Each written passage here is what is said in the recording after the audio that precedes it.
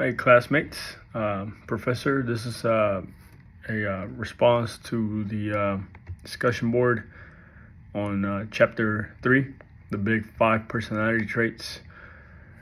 Out of the 5 personality traits, I think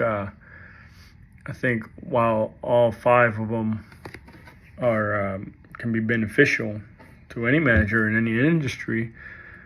At least in the industry that I work in, manufacturing, I think it's kind of hard to say, but consciousness, it's the most beneficial, in my opinion, because consciousness refers to the tendency to be organized, responsible, and dependable. And in the manufacturing industry, attention to detail and adherence to a process are of utmost importance. For example, planning and organizing is it's always a big one, because you have to plan ahead and be organized to be able to be aligned with the goals of the company, to make due dates and meet deadlines and meet quality requirements. Also, attention to detail, which ties in with quality. You have to have that attention to detail to be able to control and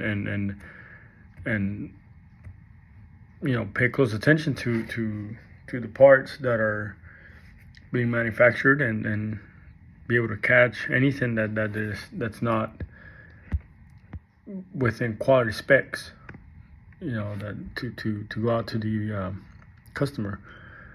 I also believe that reliability and dependability, it's also a big important factor in the manufacturing industry.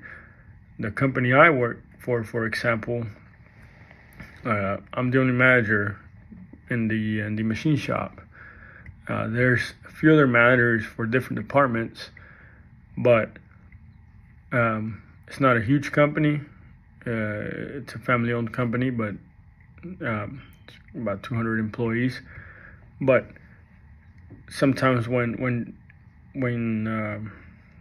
you have to get things done, and things just gotta go, and they gotta get done, somebody's gotta stay or stay late, come in early, what have you, and that's where your dependability comes into play, your reliability, and then also just being there on time every day. It's super important. At least for me, it is, and really for the most part, for the managers that work there, it's just guys that are there on time, work a full shift, and sometimes even more, depending on the requirements of production. Another one, I think it's the process of process orientation, I guess you can call it, where we have SOPs, things that have to get done in a certain manner, in a certain way, standardized processes that you have to follow in order to make, one, a good product as far as quality goes, and two, big one is safety, being safe while producing this part or project. Also being efficient, being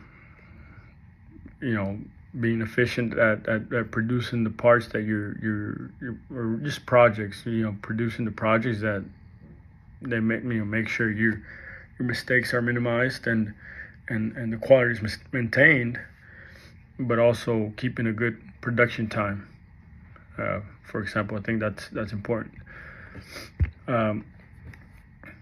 Another one, it's just being able to continue to improve on your process. If you, for example, if you have a brand new project that you're working on, and your first part takes, I don't know, 10 hours to produce.